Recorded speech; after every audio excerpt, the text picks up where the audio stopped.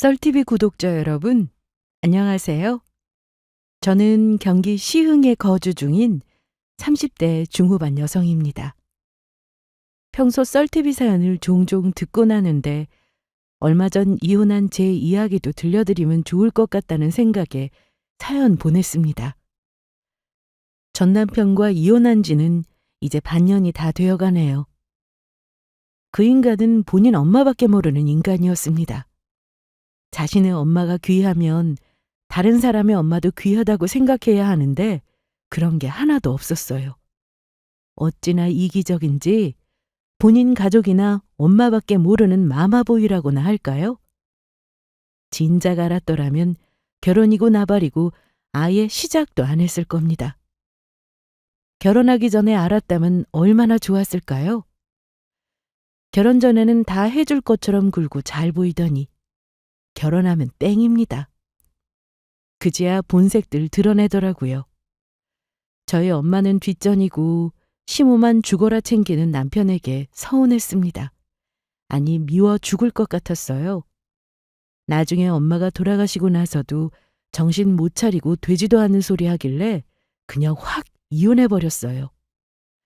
그런 인간을 평생 남편으로 두고 살고 싶지 않더라고요. 그러기에는 제가 너무 아깝게 여겨졌습니다. 저희 엄마도 제가 그렇게 사는 걸 원하지 않으실 것 같고요. 이혼하고 나서는 너무 좋고 그저 평화롭기만 합니다.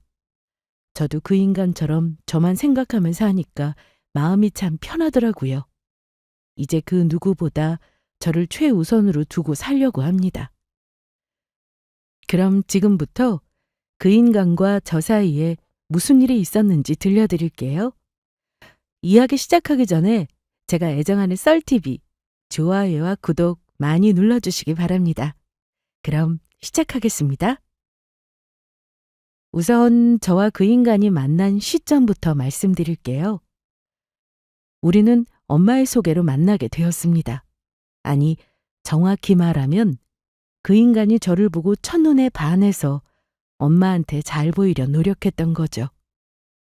어떻게든 저를 소개받고자 엄마한테 더 아들처럼 살갑게 군 것 같아요. 엄마는 동네에서 작은 음식점을 운영하셨어요.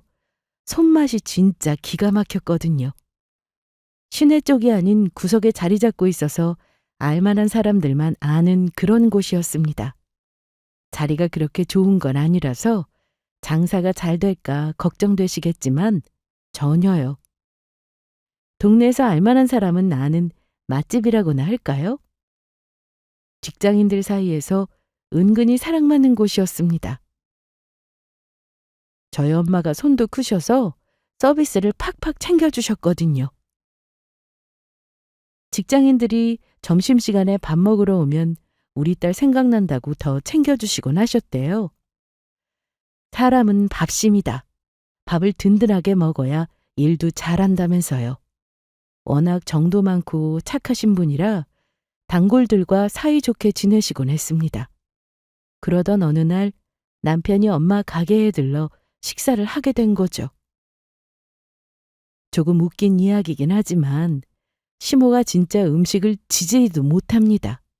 제가 발로 하는 게 더 맛있을 정도라니까요. 대체 음식을 어떻게 하는 건지 손만 댔다 하면 지옥에서 온 음식을 만들어대는데 아무리 제 엄마가 한 음식이라고 해도 남편 역시 먹기 힘들어했어요.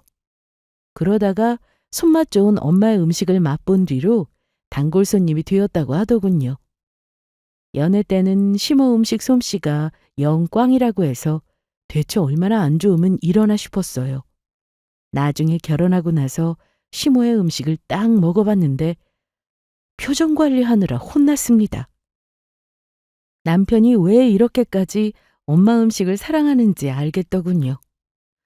아무튼 엄마가 운영하시는 식당은 평범한 백반집 같은 거였습니다.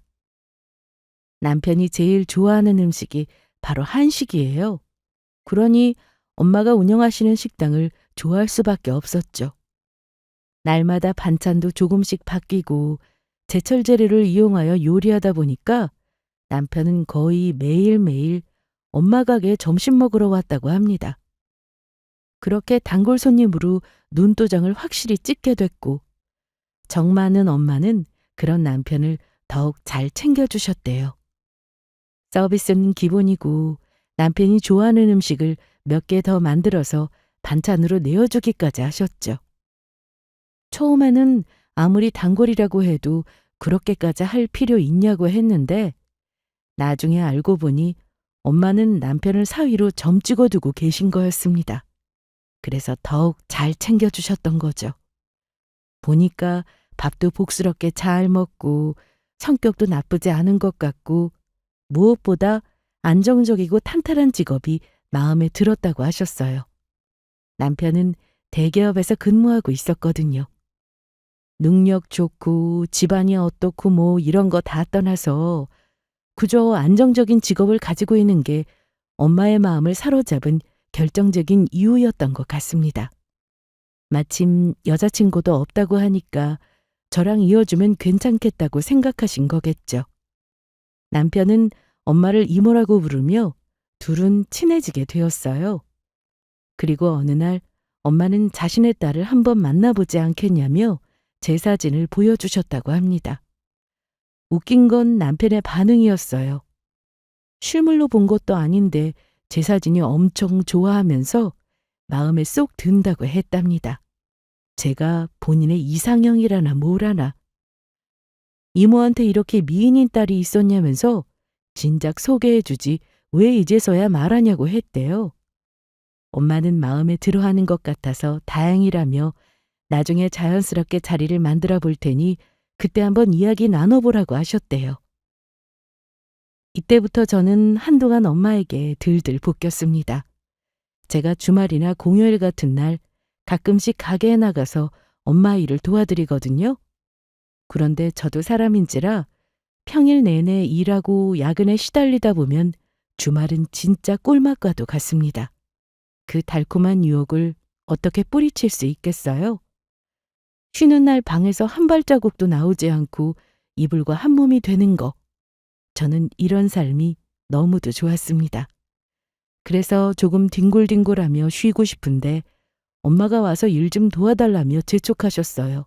아니, 전에는 제가 도와드린다고 해도 됐다면서 한사코 말리셨거든요. 평일 내내 힘들게 일하다가 주말에 잠깐 쉬는 건데 뭘 나오냐면서 그냥 쉬라고 하셨어요. 그런데 갑자기 왜 일 안 도와주냐면서 가게에 좀 나오라고 저를 들들 볶기 시작하셨습니다. 언제는 나 간다고 해도 쉬라고 난리치시더니 갑자기 왜 이러나 싶었죠. 주말이라 주변 직장이 다 쉴 텐데 바빠서 그런 건 아닌 것 같고 뭐 때문에 이러시나 의아스러웠습니다. 하도 나오라고 하셔서 하는 수 없이 엄마를 따라 가게로 갔어요. 엄마, 뭐부터 도와주면 돼? 내가 청소부터 할까? 아유, 청소는 됐고 너 그냥 여기 앉아서 이거나 손질해. 이건 엄마가 해도 되잖아. 모처럼 도와주러 왔는데 내가 더 힘든 거 해야지. 엄마가 여기 편하게 앉아서 손질하셔. 나는 주방이랑 이쪽 정리하고 청소 좀 할게.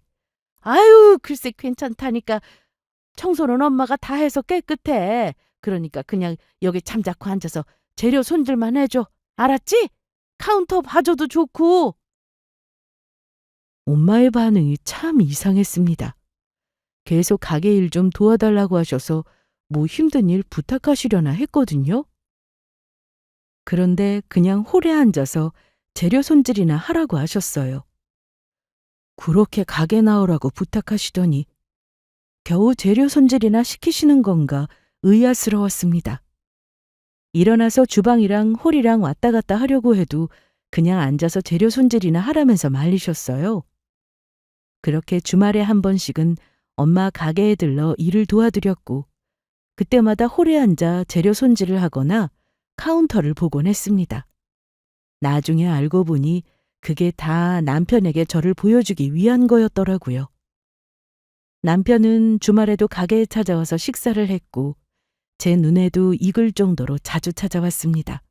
그리고 나중에는 저한테 말도 걸고 가볍게 몇 마디 나누게 됐죠. 주말인데도 불구하고 저희 엄마 손맛이 좋다며 주말에도 와주는 단골이 고맙더라고요. 그래서 저는 그냥 순수한 마음으로 남편한테 상냥하게 대해줬습니다. 그러던 어느 날 주방에서 일하시던 엄마가 크게 화상을 입게 되셨는데 홀에서 식사하던 남편이 막 나서서 응급처치를 해줬답니다. 음식하면서 자잘하게 다친 적은 있으셨지만 크게 화상 입을 정도로 크게 다치신 적은 없었어요. 그래서 엄마도 많이 놀랐다고 하셨습니다. 화상 입은 곳은 아픈데 손님들이 있으니 뭘 어떻게 해야 할지 몰라 막막하던 중 남편이 엄마의 비명소리를 듣고 주방으로 들어와서는 화상 입은 상태를 보고 얼음물에 담가놓게 했대요.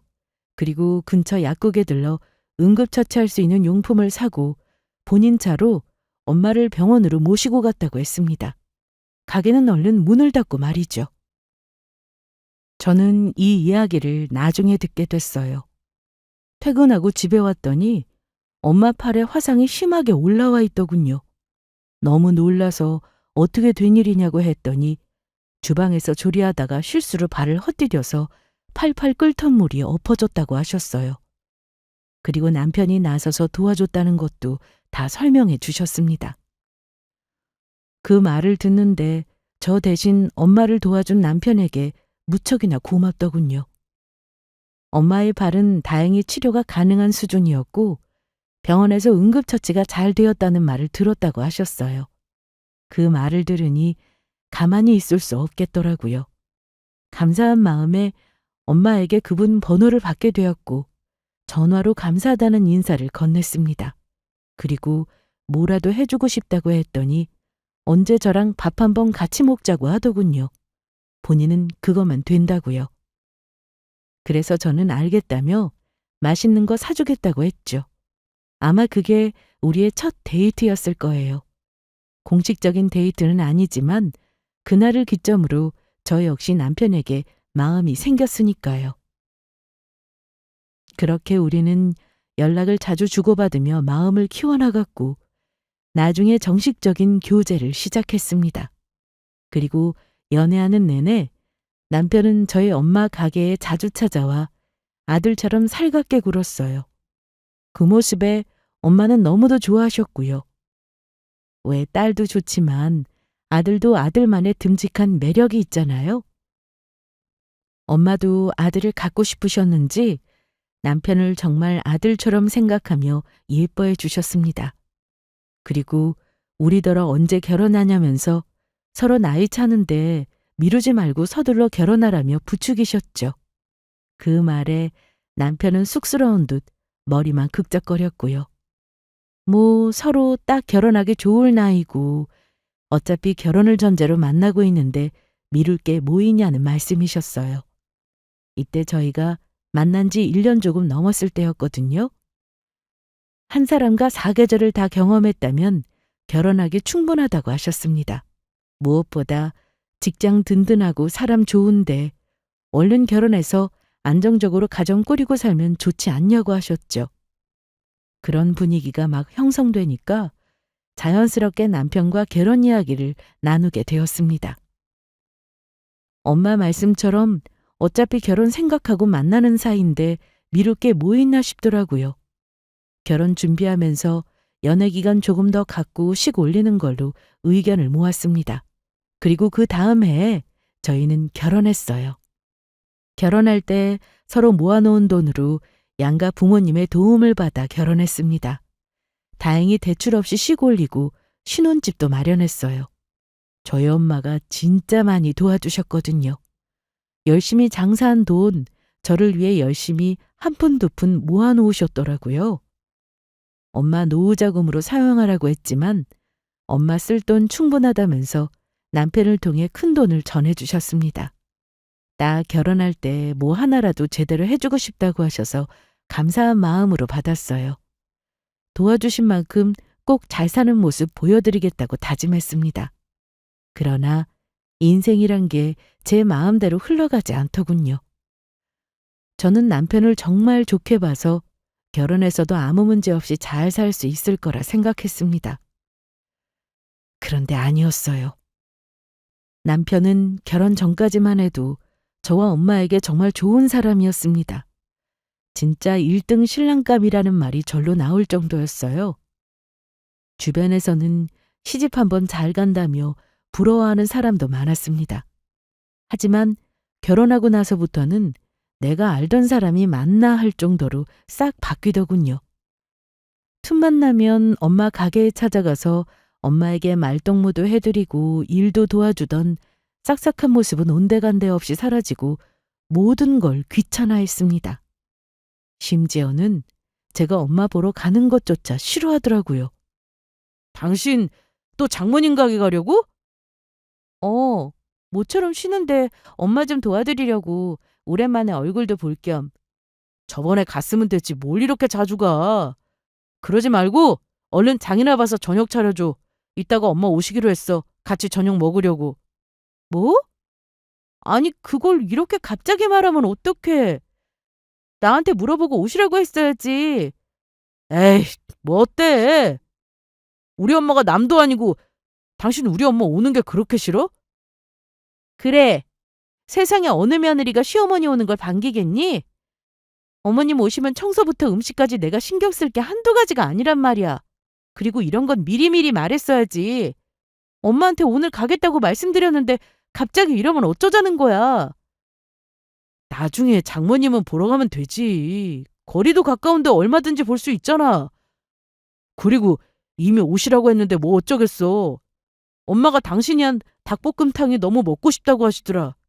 장모님 닮아서 그런가 당신 손맛도 알아주잖아. 너무 부담 가질 거 없이 그냥 평소 하던 대로만 해. 결혼하고 저희 엄마 나몰라라 하는 것까지는 이해했습니다. 물론 서운한 마음은 있지만 크게 내색하고 싶지는 않았어요. 저도 남편이 하는 만큼 하면 된다고 생각했고 자신의 부모는 자신이 효도해야 되는 게 맞는 거니까요. 그래서 내가 더 잘 챙겨드려야겠다고 생각했습니다. 그러나 남편은 참 웃긴 게 저희 엄마는 뒷전이면서 본인 엄마는 엄청 잘 챙기려 들더군요. 심지어 저한테까지 은근슬쩍 대리 효도를 요구했고요. 시모 음식 솜씨가 영 꽝이니까 뭐든 저더러 하게 했습니다. 시모 솜씨가 좋지 않다는 걸 핑계 삼아 명절 음식이고 제사 음식이고 다 저 혼자 하게 했어요. 시모 힘드니까 이럴 때 며느리 덕보기 하려는 꿍꿍이를 누가 모르냐고요. 근데 더 짜증나는 건 뭔지 아세요? 하루는 엄마가 반찬이랑 음식을 바리바리 싸들고 집에 오셨습니다. 그 무거운 걸 낑낑거리며 들고 오시는데 놀라서 버선발로 나가 얼른 도와드렸죠. 갑자기 연락도 없이 무슨 일이냐, 이 많은 반찬들은 또 뭐냐고 했더니 남편이 글쎄 장모님이 해주신 음식 먹고 싶다고 전화로 만들어달라고 했대요. 근데 양이 꽤 되더라고요. 둘이 다 못 먹을 양이라 뭘 이렇게 많이 해왔냐고 했더니 시모가 먹을 반찬도 같이 해왔다고 했습니다. 남편이 시모한테 장모님 음식 잘한다고 하니까 시모가 본인도 먹고 싶다면서 같이 만들어달라고 했대요. 그 말을 듣는데 속이 뒤집어지더라고요. 엄마만 방에 따로 데리고 들어가서 뭐하러 시모 반찬까지 만들어줬냐고 했습니다. 다음부터는 남편이 뭐라고 하든 아무것도 하지 말라고 했죠. 죄다 손이 많이 가는 것들인데 힘들게 이걸 어떻게 다 했냐고 난리쳤어요. 그랬더니 엄마는 다른 사람도 아니고 사위가 먹고 싶다는데 어떻게 모른 척할 수 있겠냐고 했습니다. 사돈도 엄마의 음식 솜씨를 좋아해 주시니 감사할 따름 아니냐고 하셨어요. 시장 가면 물가가 장난 아니라는 걸 실감합니다. 재료 사는 비용도 비용이지만 이걸 일일이 손질하고 만드는 것도 보통 일 아니에요. 가뜩이나 가게 일까지 하느라 힘들 텐데 남편의 시모까지 어떻게 챙길 거냐고 했습니다. 보나마나 남편이랑 시모는 계속 부탁할 것 같았거든요. 엄마는 다 괜찮다고 하셨고 이렇게 나누는 게 바로 정 아니겠냐며 걱정하지 말라고 하셨어요. 또 이럴 때 겸사겸사 바쁜 사위 얼굴 한 번 더 볼 수 있는 거 아니냐고 하셨죠. 저희 엄마가 워낙 성품이 좋으셔서 그런지 제가 아무리 안 된다고 해도 도무지 듣질 않으셨습니다. 본인이 좋아서 하는 일이라며 괜찮다는 말만 하셨어요. 우선 알겠다며 엄마를 집에 모셔다 드리겠다고 했습니다. 엄마가 고생해서 반찬이랑 음식 만들어 오셨으면 이럴 때 남편이 모셔다 드리면 좋잖아요. 엄마 가신다는데 대충 인사하더니 반찬들 맛보느라 바빠 보였습니다. 진짜 속이 부글부글 끓는 걸 꾹 참고 제가 엄마를 집까지 모셔다 드렸어요. 그리고 집에 와서 남편과 한바탕 싸웠습니다. 때마침 집에 왔을 때 남편이 시모랑 통화 중이더라고요. 그런데 대화 내용이 진짜 기가 막혔습니다. 엄마가 오려고? 뭐하러? 무거워서 안 돼. 내가 반찬 들고 집에 갈게. 내가 살짝 맛봤는데 진짜 맛있더라니까. 엄마도 먹어보면 엄청 맛있다고 할걸. 장모님이 음식 솜씨 하나만큼은 진짜 최고라니까. 나중에 다 먹고 또 해달라고 해야지. 엄마도 뭐 먹고 싶은 거 있으면 나한테 말만 해. 내가 장모님께 말씀드릴게. 내가 해달라고 하면 다 해주셔. 나 되게 예뻐하시거든.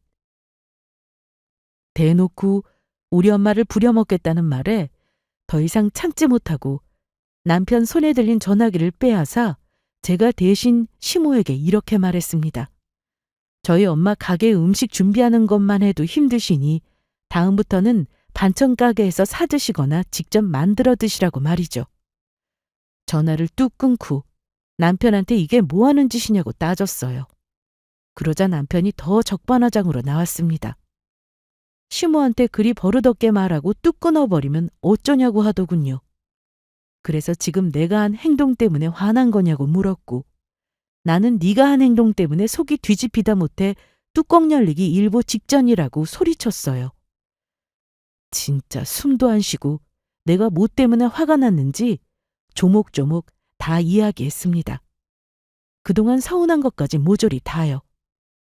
아니, 먹고 싶은 게 있으면 나한테 직접 말하면 되지. 바쁜 엄마한테 부탁까지 했어야 했냐고 했습니다. 거기다 시모가 좋아하는 반찬까지요. 반찬 하나 만드는 게 어디 쉬운 줄 아냐. 시장에서 손수 장봐서 손질부터 만드는 것까지 많은 정성에 돈이 들어간다고 했어요. 사위 사돈 입에 들어갈 거라 더 신경 쓰시지 않았겠냐고 했죠. 그럼 고마워서라도 직접 가서 가지고 와야 하는 거 아니냐고 따졌습니다. 반찬이랑 음식 만들어 달라고 부탁하는 것도 웃긴데 엄마 혼자 이 무거운 걸 들고 오게 하냐고 했어요. 오늘 가지고 오는 줄 뻔히 알면서도 천하태평하게 소파에 널브러져 쉬고 있는 게 말이 되냐고 했죠. 엄마가 끙끙거리며 들고 왔는데 얼른 나와서 대신 들어드릴 생각은 안 하고 멀뚱멀뚱 가만히 있는 것도 짜증나고 엄마 가시는데 모셔다 드리지는 못할 망정 반찬 해온 거 맛본다고 정신 팔려 있는 것도 꼴 보기 싫어 죽는 줄 알았다고 했습니다. 장모가 고생해서 음식 해왔는데 어떻게 그냥 보낼 수 있냐고 했어요. 밖에서 마시는 저녁이라도 사드리면 안 되냐. 받을 줄만 알고 고마워할 줄은 모르는 것 같다고 된통 화를 냈습니다. 그리고 시모한테 전화해서 다음에 먹고 싶은 거 있으면 얼마든지 말하라고 하는 게 맞는 거냐고 왜 우리 엄마 고생시키려 하냐고 막 소리쳤더니 본인이 그렇게까지 잘못한 거냐면서 이해 못한다는 반응을 보였습니다.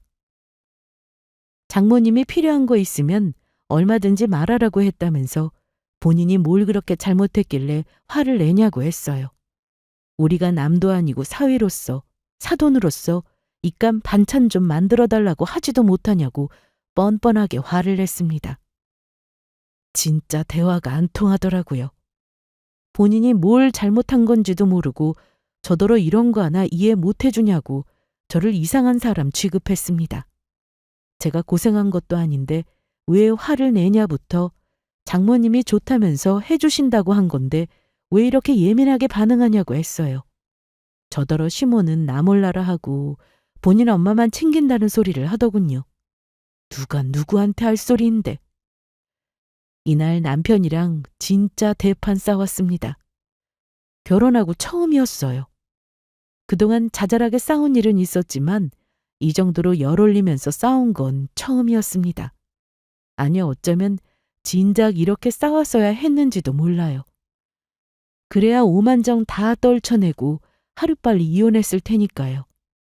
사람은 진짜 싸워봐야 진짜 그 사람의 참모습을 알 수 있는 것 같습니다.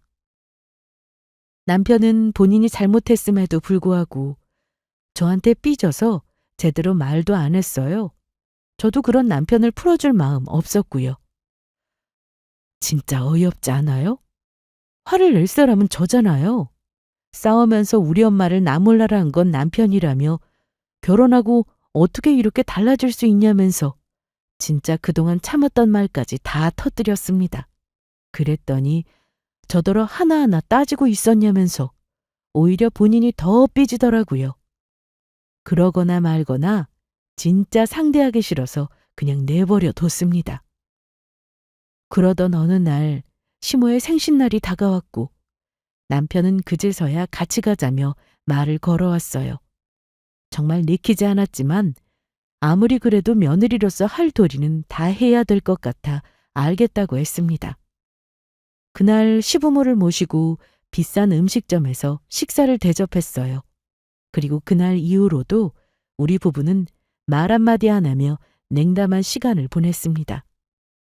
먼저 미안하다고 사과해도 모자랄 판에 뭘 잘한 게 있다고 끝까지 자존심 부리더라고요. 그래서 어디 한번 해보자라는 생각에 저도 끝까지 고집을 부렸습니다. 그리고 다음 날이 되자 친정엄마의 생신날이 다가왔습니다. 공교롭게도 시모랑 엄마의 생신이 비슷한 시기였어요. 2주 정도 차이 났습니다. 저는 시모의 생신날 며느리로서 같이 가줬으니까 남편도 당연히 그럴 거라 생각했어요. 그래서 이번 주 주말 엄마 생신이라 같이 식사할 거니까 그렇게 하려면 미리 말해줬습니다. 그랬더니 대뜸 저한테 본인이 거길 왜 가냐고 하는 게 아니겠어요? 내가 거길 왜 가? 그럼 안 가? 다른 사람도 아니고 장모 생신인데 가서 축하 인사 드려야 할 거 아니야. 결혼하고 처음 맞이하는 생신이잖아. 그럼 나한테 먼저 미안하다고 사과하던가. 난 당신한테 사과 안 받아서 이런 기분으로 갈 마음 없어. 뭐? 진짜 어이없네. 나는 뭐 기분 좋아서 어머니 생신 때 같이 가준 줄 아니? 최소한의 며느리 노릇을 해야겠다 싶어서 군말 없이 따라가 준 거야. 고맙게 여겨도 유분수지. 지금 뭐 하자는 거야? 내가 같이 가줬으면 당신도 똑같이 나와야 할 거 아니야. 사위로서 최소한의 도리를 다해야지. 엄마가 당신을 얼마나 예뻐하시는데 죄송스럽지도 않아? 난 같이 가자고 강요한 적 없어. 당신이 싫다고 하면 나 혼자 갈 생각이었다고. 그래서 기어이 안 가겠다 이거야? 나랑 같이 가고 싶으면 사과하라니까. 당신이 나한테 했던 말 진심으로 사과하면 용서하고 같이 가줄게. 누구는 뭐 가고 싶어서 간 줄 아나. 내키지 않는 거 억지로 따라가서 생신 축하해드렸는데 남편은 이걸로 저와 협상하고 싶어 했습니다. 계속 이렇게 지내기는 싫고 화해는 해야겠는데 본인 자존심에 용납되지 않으니까 이렇게라도 사과를 받고 싶었나 봐요. 진짜 유치해서 못 봐주겠더군요. 우리 엄마가 쥐를 얼마나 예뻐하고 아껴주셨는데 그 은혜를 몰라도 유분수지. 감히 엄마의 생신을 빌미로 저를 협박하는 게 혐오스러웠습니다. 사람이 어디까지 바닥을 드러낼 수 있나 싶더라고요. 내가 사랑한 사람이 맞나 저마다 자신의 참모습을 숨긴다 해도 이 정도까지 바닥일 줄은 몰랐습니다.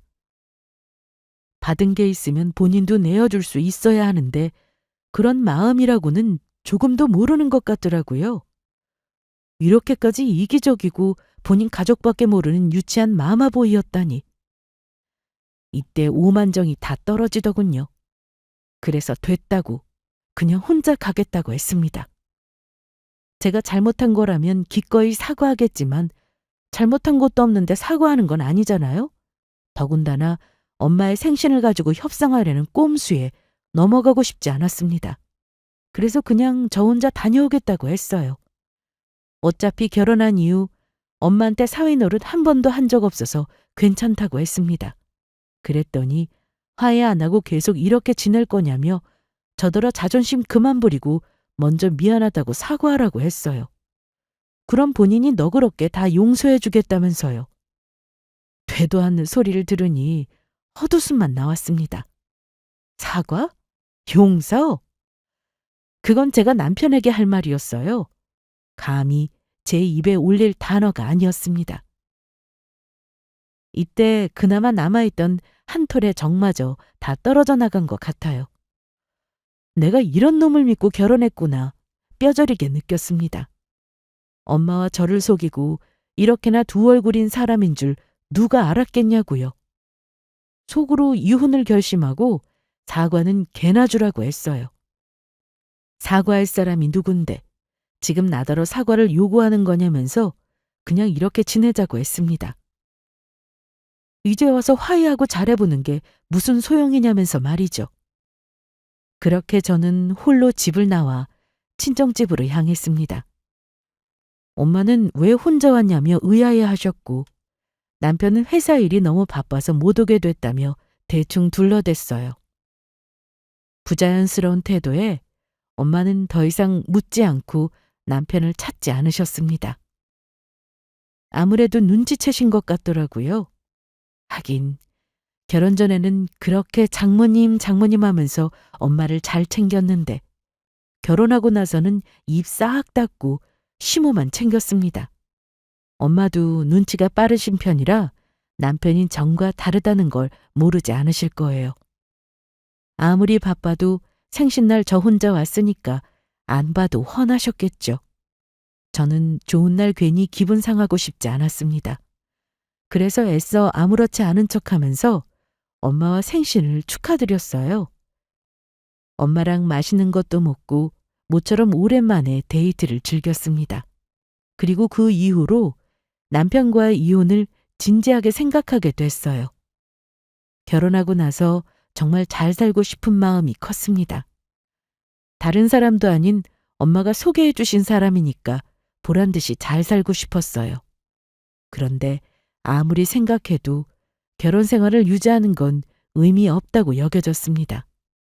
결혼 전과 결혼 후의 태도가 다른 사람이면 말 다 했죠 뭐.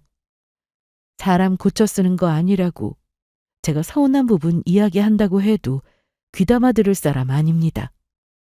잘못했다고 싹싹 빌어봤자 그때뿐일 거라는 것도 알아요. 그래서 저 혼자 이혼 상담 받으며 남편과의 이혼을 준비하게 됐습니다. 그러던 어느 날이었어요. 여기 병원인데요. 어머님이 쓰러지셨어요. 빨리 좀 와보셔야 할 것 같아요. 이날만 생각하면 아직도 심장이 덜컥 내려앉는 것 같습니다. 일하고 있는데 낯선 번호로 전화가 한 통 걸려왔어요. 처음에는 모르는 번호라서 안 받았는데 여러 번 계속 전화 오길래 뭔가 싶어서 받았습니다. 그런데 병원이라고 하더군요. 엄마가 쓰러졌다면서 급히 병원으로 와달라고 했어요. 그 말에 일이고 뭐고 정신없이 병원으로 뛰어갔습니다. 급히 도착하니 힘없이 누워있는 엄마의 모습이 보였어요. 일하는 간호사를 붙잡고 우리 엄마 왜 그런 거냐고 어디 안 좋으신 거냐며 걱정스럽게 물었습니다. 그러자 현재 진통제 맞고 겨우 잠드셨다고 했고 몇 가지 검사했으니 결과 나오는 대로 의사가 이야기해 줄 거라고 했어요. 저는 불안한 마음으로 엄마 옆에 앉아 자리를 지켰습니다. 대체 무슨 병원에 실려오신 걸까? 머릿속이 다 하얘지는 기분이었어요. 그렇게 어느 정도 시간이 흘렀을까? 의사가 제게와 검사 결과를 보여주며 암이라는 사실을 전해줬습니다. 네? 뭐라고요, 선생님? 방금 뭐라고 하셨어요? 암이요? 저희 엄마가 대장암 말기라고요? 그럴 리가 없어요, 선생님. 이거 뭔가 잘못된 거예요. 검사 다시 할게요. 말기까지 갈 정도면 그동안 무슨 증사라도 있었어야 하잖아요. 평소와 같이 아무렇지 않으셨어요. 아무리 검사를 다시 해봐도 결과는 같습니다. 믿기 힘드시겠지만 대장암 말기 맞아요. 저는 이때 처음 알았어요. 대장암이라는 게 참 무서운 병이라는 것을요. 암이 다 무서운 거지만 대장암은 본인 스스로도 걸렸는지 모를 만큼 은밀하게 커지는 병이었습니다. 저는 혹시 엄마한테 혹시 모르니까 매년 건강검진 받아야 한다고 말씀드리곤 했어요. 그때마다 엄마는 장사하느라 바쁜데 어떻게 매년 받냐면서 2, 3년에 한 번씩 받으시곤 했죠. 모르셨을 거예요. 본인 몸속에 무서운 병이 자리 잡고 있을 줄은. 청천벽력과도 같은 소리에 지푸라기라도 잡는 심정으로 제발 우리 엄마 좀 살려달라고 빌었습니다. 의사는 최선을 다해보겠지만 큰 기대는 안 하는 게 좋다고 했어요. 그만큼 엄마의 상태는 많이 안 좋으셨습니다. 괜찮다가 갑자기 배가 아파서 대굴대굴 구르셨고 급히 병원에 옮겨지신 거였어요. 그전까지 평소와 다름없는 상태였다고 하셨습니다. 이날 이후 저는 오로지 엄마만 생각하며 살았어요. 병원에서 할 수 있는 건 다 해보고 싶은 마음이었습니다. 그렇게 노력했는데도 아닌 거라면 엄마에게 남은 시간이 얼마 없는 거잖아요. 그 시간을 귀하게 써야 된다고 생각했습니다. 그래서 다니던 회사를 휴직하고 병원에서 지내며 엄마 곁을 지켰어요. 저희 엄마가 암이라고 했을 때 남편의 반응이 어땠는 줄 아나요? 첫 마디가 그럼 앞으로 반찬은 누가 해주냐였습니다. 정말 미친 인간이죠? 장모가 암에 걸렸다는데 반찬이 중요한가요? 어떻게 이런 상황에서 그런 말을 할 수 있는지 정말 소름이 확 끼치더군요. 심지어 엄마 괜찮으신지 물어보지도 않았습니다. 아무리 그래도 괜찮냐고 걱정 섞인 말 한마디 해야 하는 거 아닌가요? 저랑은 화해 안 해서 그렇다 쳐도 엄마한테는 따로 찾아뵙거나 연락 정도는 드릴 수 있잖아요. 그것도 안 하니까 진짜 사람이 맞나. 어떻게 일이 매정하지? 그동안 엄마가 지한테 해준 게 얼만데 아들처럼 예뻐해주고 사랑해준 사람을 이리 헌신짝 버리듯 버릴 수 있나 싶은 게 욕이 다 나왔습니다.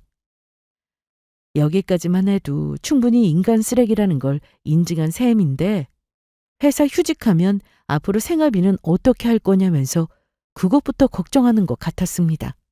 진짜 오만정이 떨어지다 못해 아주 쓰나미처럼 싹 씻겨나갔어요. 내가 진짜 이 인간이랑 하루빨리 이혼할 생각이었는데 엄마 아프신 와중에 이혼 소식을 전해드리는 건 아닌 것 같아서 어쩔 수 없이 꾹 참았어요. 엄마 일만 마무리되면 너는 그냥 바로 갈아치워버린다라며 잔뜩 벼를 뿐이었습니다.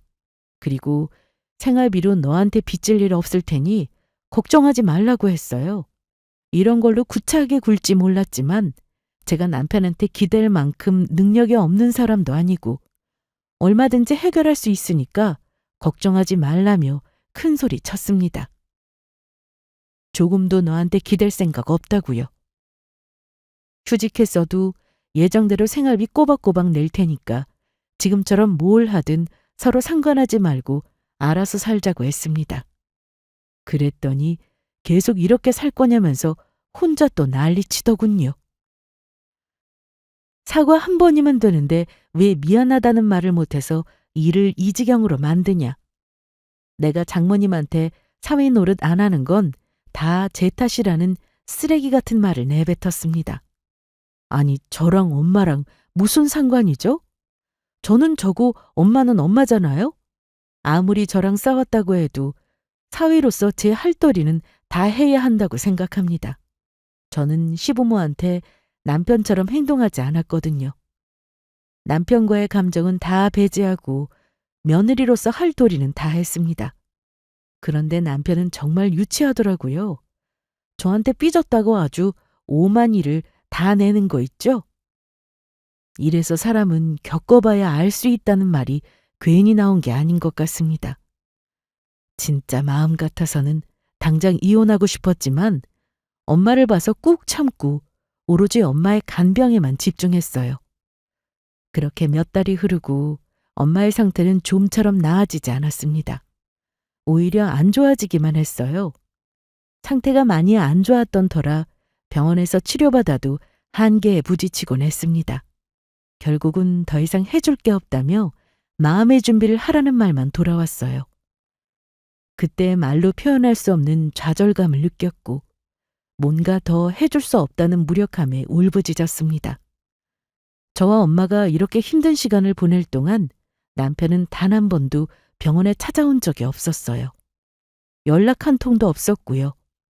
오히려 잘 됐죠. 이렇게 혼인 파탄의 책임을 물을 수 있으니까요. 저는 이혼을 결심한 후로 남편과 나눈 대화 모든 걸 녹음하고 증거로 남겨줬습니다. 그래야 저한테 유리하니까요. 하지만 그래도 한편으로는 엄마를 찾아와 주기를 바랐습니다. 아무리 우리가 싸웠어도 아무리 제가 이혼하기로 마음을 굳혔다고 해도 딱 한 번만 엄마 좀 들여다봐 줬으면 싶었어요. 그래야 엄마가 마음 편히 눈을 감으실 것 같았습니다. 엄마한테는 시간이 얼마 없었거든요. 저는 하루하루 살얼음을 걷는 기분으로 살아갔습니다. 자다가도 불안한 마음에 중간중간 괜찮은지 엄마를 계속 살펴봤어요. 이때 제 마음은 하루에도 천국과 지옥을 오갔습니다. 사람의 욕심은 참 끝이 없는 것 같더라고요. 엄마가 힘든 줄 알면서도 하루만 더 내 곁에 있으면 하고 바라게 됐습니다. 하지만 엄마에게 남은 시간은 정해져 있었고 결국은 제 곁을 떠나셨어요. 시간에게 빌어 조금이라도 더 제 곁에 남아주시기를 바랐지만 고통을 이겨내다 지친 얼굴로 눈을 감으셨고 그제야 곤히 잠이 드셨습니다. 엄마 곁을 지키면서 저는 조금씩 엄마를 떠나보낼 마음의 준비를 시작했어요. 그러나 진짜 현실을 맞이하게 되니 준비한 게 다 헛된 일이 되어버렸습니다. 아무리 마음의 준비를 한다고 한들 사랑하는 사람의 죽음은 받아들이기 힘든 법이에요. 그래도 엄마의 마지막을 잘 챙겨드려야 한다는 생각에 가까스로 정신을 부여잡고 주변 사람들에게 엄마의 사망 소식을 전했습니다.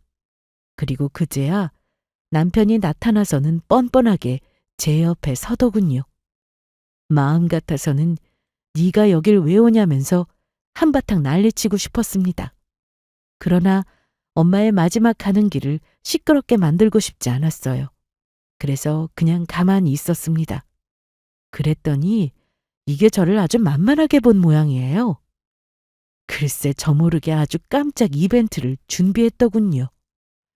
그게 뭔지 아세요? 저도 엄마 장례 다 끝마치고 알게 됐습니다. 엄마를 좋은 곳에 모셔두고 남편과 함께 집으로 돌아왔습니다. 저는 그간 너무 힘든 시간을 보냈기 때문에 몸도 마음도 다 지쳐있는 상태였어요. 그래서 어느 정도 회복되는 대로 남편과의 이혼 문제도 마무리 지을 생각이었습니다. 그러나 이 인간은 저를 아주 가만히 내버려 두지를 않더라고요. 집에 딱 도착했더니 신발장에 낯익은 신발이 놓여 있었고 집안 살림들이 제멋대로 바뀌어 있었습니다. 그리고 결정적으로 안방에서 시모가 우리를 맞이했어요. 저는 어리둥절한 표정으로 시모가 왜 여기 있는지 물었습니다. 그러자 남편이 그러더군요. 본인이 모시고 왔다고. 앞으로 시모랑 같이 살 거라고 말입니다. 어머님이랑 같이 산다니 그게 무슨 말이야? 말 그래도 야, 우리가 엄마 모시고 살자고. 당신한테 굳이 말할 필요 없어서 그냥 내가 알아서 모시고 왔어.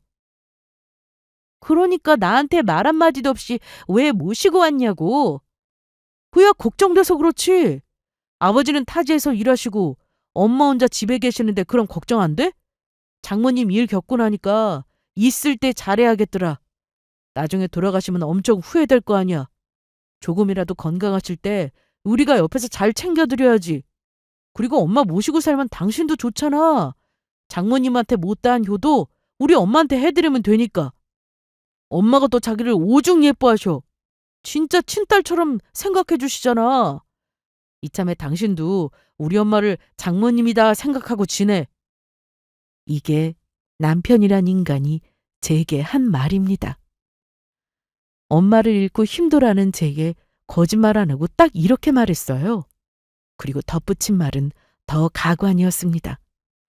제가 본인한테 사과를 안 해서 풀어주기 싫은데 장모님이 그렇게 되고 힘들 텐데 남편으로서 어떻게 계속 꽁에 있겠냐며 그동안의 일은 없었던 일로 해주겠다고 했습니다. 무슨 인심 쓰듯이 말하더라고요. 그래서 저도 남편과의 이혼을 미루면 안 되겠다는 결심이 섰습니다. 모든 게 지쳐있을 때라 잠시 숨 좀 고르고 해결하고 싶었는데 이런 식으로 나온다면 하루빨리 끝내버리는 게 낫겠다 싶더라고요. 안 그래도 마음 뒤숭숭한데 별게 다 저를 괴롭히는 것 같아서 짜증난 마음도 있었습니다. 남편에게 알겠다고 했고 그놈의 효도 지금 당장 하자고 했어요. 이왕 하기로 한 거 효도 여행부터 보내드려야겠다고 했더니 본인이 더 신나서 난리치더군요. 뭐? 효도 여행? 당신 그 말 진심이야? 세상에, 이게 무슨 일이야. 장모님 그렇게 보내드리고 반성 많이 했나 보네. 그래, 당신이 생각해도 하나뿐인 시어머니한테 너무 무관심했다 싶지? 그래, 이제라도 잘해드리면 돼. 엄마한테 효도여행 보내드리겠다고 하면 되게 좋아하시겠다. 보내드릴 거면 미루지 말고 하루빨리 준비해서 보내드리자. 안 그래도 요즘 여행 가고 싶다고 노래 부르셨거든. 나 혼자 여행비 책임지는 게 부담됐는데 당신이 같이 보태주면 나야 좋지. 부담도 확 줄고. 남편은 그저 좋다고 허허실실거렸고 저는 쇳물도 당김에 빼자며 당장 효도여행 보내드릴 준비를 하러 가자고 했습니다.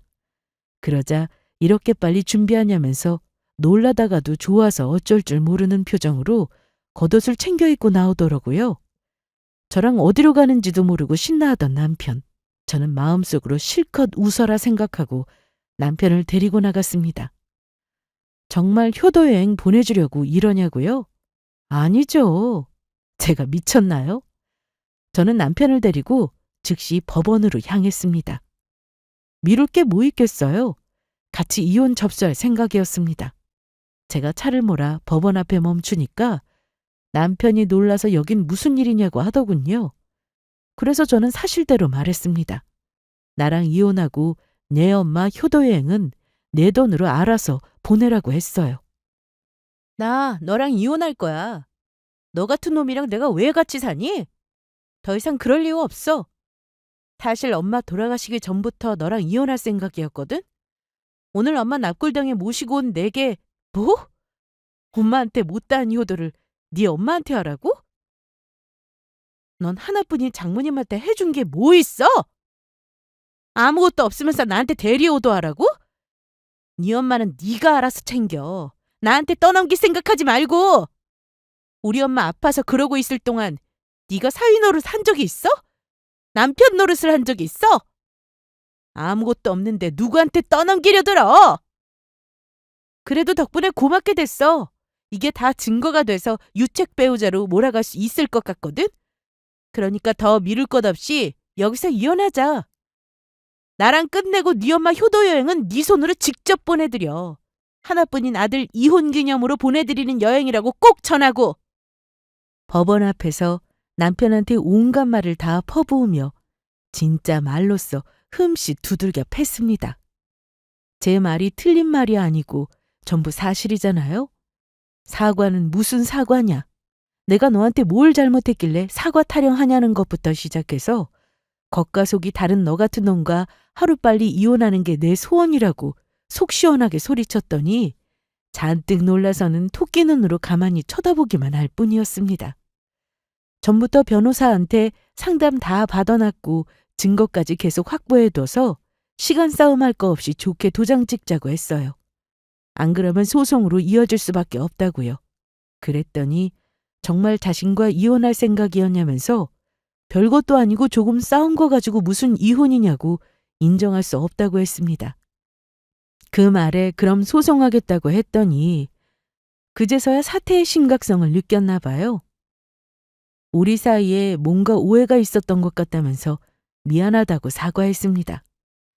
제가 눈 하나 깜짝하지 않자 글쎄 사람 많은 길거리 한복판에서 무릎 꿇고 싹싹 빌더군요.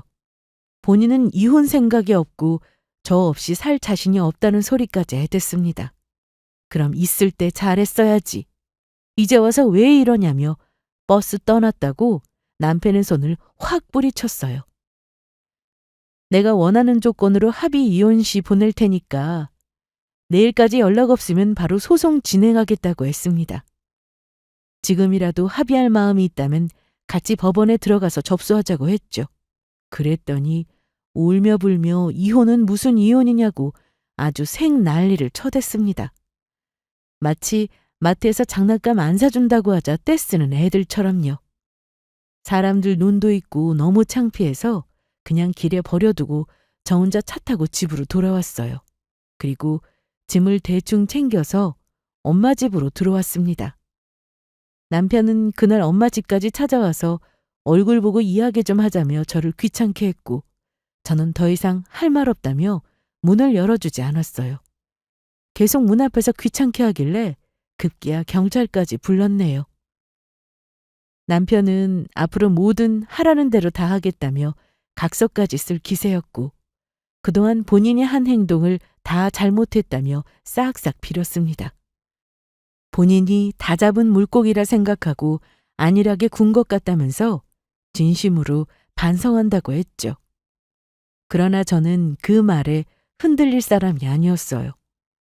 귀뚱으로도 안 듣고 합의할 의사 없다는 것으로 이해하겠다고 했습니다. 남편은 이혼만은 죽어도 안 된다면서 계속 버텼어요. 그래서 결국은 소송으로 이어지게 됐죠. 이혼 소송 한번 해보니까 정말 못할 짓이더군요. 시간이며 돈이며 여간 힘들더라고요.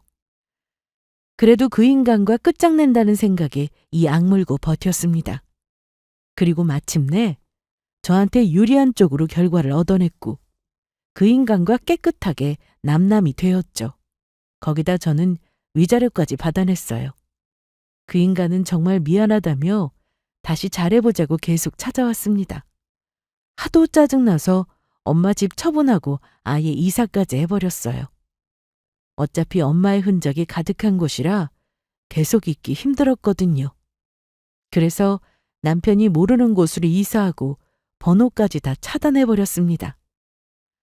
지금은 저 혼자 마음 편하게 잘 살고 있어요. 엄마를 떠나보낸 마음도 잘 추스르고 있고요. 제가 이 사연을 통해 여러분께 전해드리고 싶은 말은 딱 한 가지입니다. 사람 함부로 판단하고 믿지 마세요. 그러다 정말 제꼴납니다. 신중하게 살펴보고 현명하게 만나시기를 바라요. 그럼 지금까지 저의 긴 사연을 들어주셔서 감사합니다.